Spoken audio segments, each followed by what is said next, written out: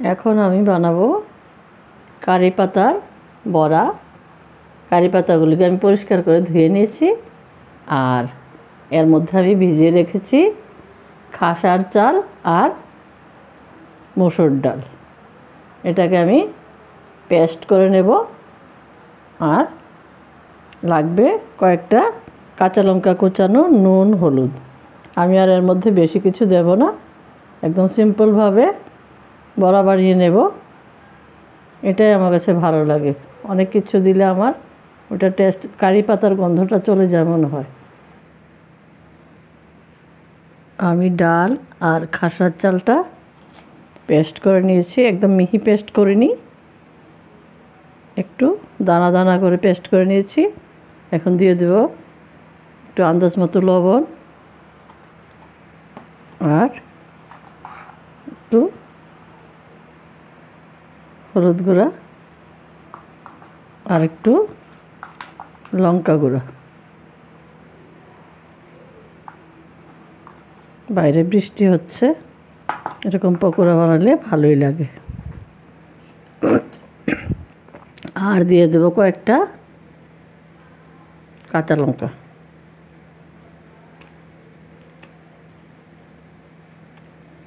ছোট বাচ্চারা খেলে আপনারা নাও দিতে পারেন।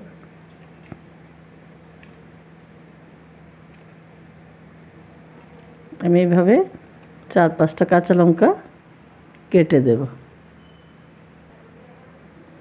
এর মধ্যে দিলাম আমি কারি পাতা আর মসুর ডাল, খাসার চালের পেস্ট, নুন, হলুদ, লঙ্কা গুঁড়া আর একটু কাঁচা লঙ্কা কুচিয়ে। এটা আপনাদের স্বাদ মতো দেবেন, যে কম চাইলে কম দেবেন, বেশি চাইলে বেশি। এখন আমি এটাকে হাত দিয়ে একটু ভালোভাবে মিলিয়ে নেব। আমি বড়ার জন্য এগুলিকে মাখিয়ে নিয়েছি এভাবে। আমার চালের গুঁড়োটার মধ্যে, চাল আর ডালের পেস্টের মধ্যে আর একটু ময়দা দিতে হয়েছে, কারণ আমার এটাতে হয়নি, একটু কম হয়ে গেছিলো। আমি একটু ময়দা মিশিয়ে নিয়েছি, ময়দা, বেসন যা খুশি মিশাতে পারে। এখন আমি কড়াইতে তেল দিয়ে দিচ্ছি বড়াগুলো ভাজার জন্যে। বাইরে বৃষ্টি হচ্ছে আর আমি বড়া ভেজে নিচ্ছি। বৃষ্টির পরে, বৃষ্টির সময় এগুলো খেতে ভালো লাগে।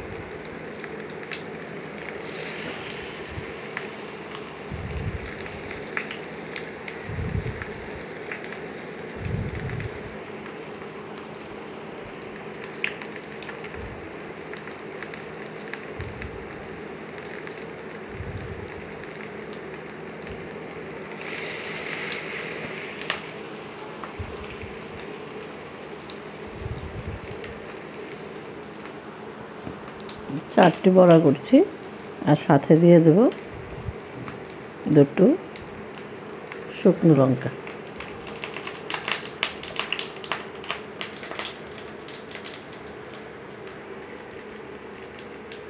আমি বড়াগুলোকে এবার উল্টে দিচ্ছি।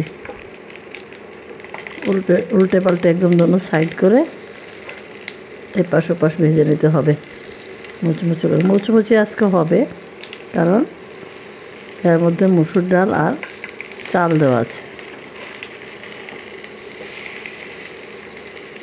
খাসার চাল। চালের গুঁড়োটা পড়লে একটু মুচমুচে হয়।